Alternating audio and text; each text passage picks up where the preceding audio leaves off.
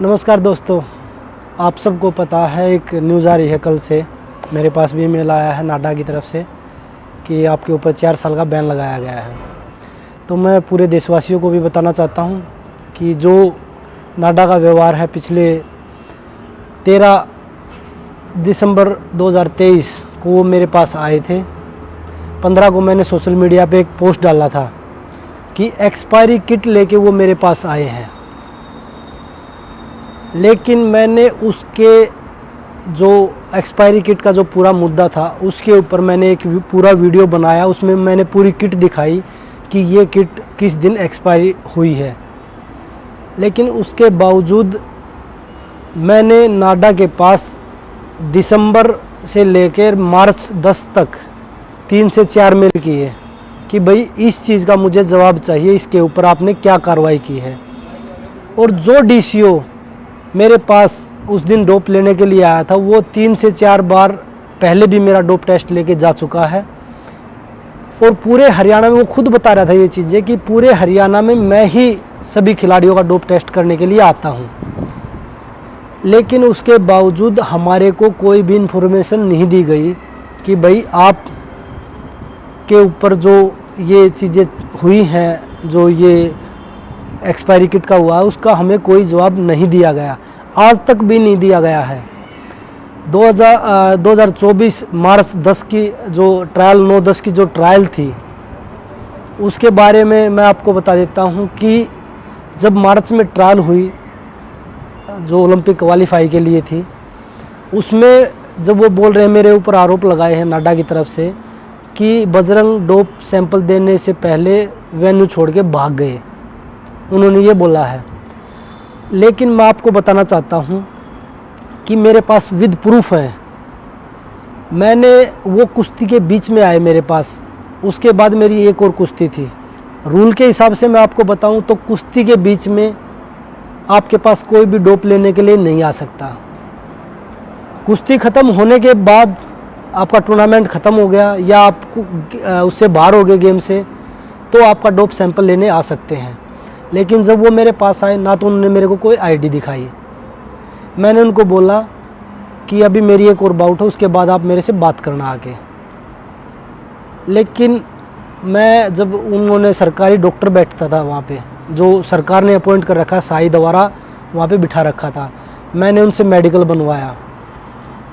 उसके बाद उसमें टाइम नोट भी है कि भाई किस टाइम मैंने मेडिकल बनवाया और किस टाइम मैंने जो वहाँ पे जो कोचेज़ बैठे, जो टीम बना रखी थी कि भाई उनको मेडिकल देना है, उनके पास वो मेडिकल दिया। उसके बाद मैंने वेन्यू छोड़ा। उसके बीच में मेरे पास कोई भी नाडा की तरफ से डीसीओ इन्फॉर्मेशन देने या आपका डोप टेस्ट होगा मेरे पास नहीं आया।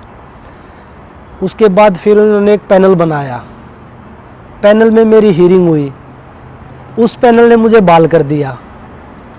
उसके बाद दोबारा से 1-2 महीने बहाल करने के बाद दोबारा से फिर एक और पैनल बनाया गया, मुझे फिर सस्पेंड कर दिया गया।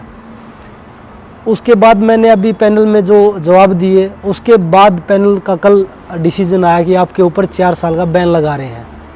लगा नहीं, लगा दिया है।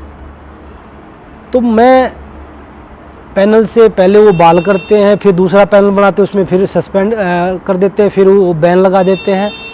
तो मैं आपके माध्यम से ये पूछना चाहता हूँ कि क्या ये कसूर महिला खिलाड़ियों के साथ खड़े होने का है कि भई हम उनके साथ क्यों खड़े हुए। ये पूरा आंदोलन के टाइम से ही चल रहा है। आंदोलन के समय जब हम प्रोटेस्ट कर रहे थे महिला खिलाड़ियों के साथ में, उस समय मेरा 6 बार सैंपल हुआ और मैंने एक बार भी मना नहीं किया। उस समय भी हम टूर्नामेंट नहीं खेल रहे थे। अगर हमारे मन में ये चीज़ें होती तो हम उस समय भी मना कर देते, लेकिन तब भी हमने बोला था कि हमें टारगेट किया जा रहा है सरकार के द्वारा।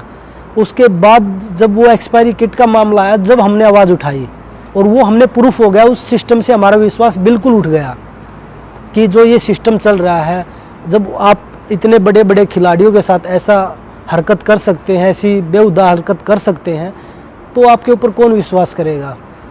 जो आप ब्लड सैंपल की जो किट लेके आए थे, जो इंजेक्शन, अगर मैं मेडिकली बोलूँ, जो इंजेक्शन आप एक्सपायरी हो रहे हैं वो मेडिकल हिसाब से भी हम नहीं लगा सकते। टेस्ट लेने की तो दूर की बात है, डोप को हटा दे तो मेडिकल सिस्टम में भी अगर कोई एक्सपायरी किट है तो उसको हम यूज़ नहीं कर सकते। आप तो उसमें खिलाड़ियों का सैंपल लेने आए हैं, उस सैंपल के अंदर हमारी पूरी लाइफ, गेम की पूरी लाइफ रहती है। अगर कोई खिलाड़ी सैंपल में आता है तो उसका पूरा करियर ख़राब हो जाता है।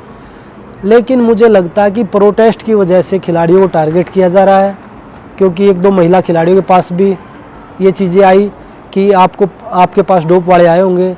आपको एक चीज़ और बता देता हूँ, जब डोप वाले आते हैं तो हमें खुद पता नहीं होता कि आज हमारे पास डोप वाले आएंगे, लेकिन जो ब्रिजभूषण के जो लोग थे उनको ये चीज़ें पता रहती हैं कि आज आपके पास डोप वाले आए हैं। अगर आप इस चीज़ से पीछे नहीं हटोगे तो आप डोप में भी फंस सकते हो।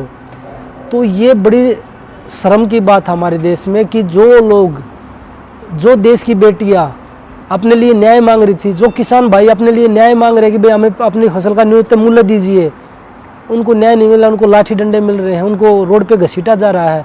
और उसके बाद हमें डरा धमका के, सरकार ये चाह रही है कि हम डरा के धमका के हम इन लोगों को पीछे कर देंगे।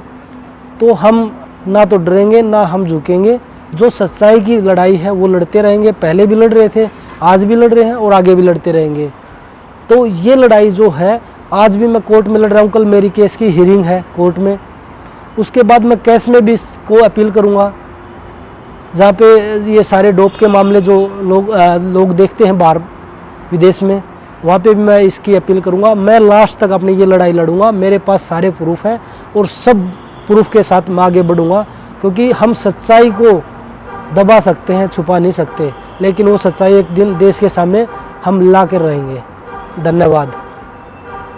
अगर आप ये वीडियो YouTube पर देख रहे हैं तो हमारे चैनल को सब्सक्राइब करें और बेल आइकन को दबाना ना भूलें। अगर आप Facebook पर ये वीडियो देख रहे हैं तो हमारे पेज को लाइक करें।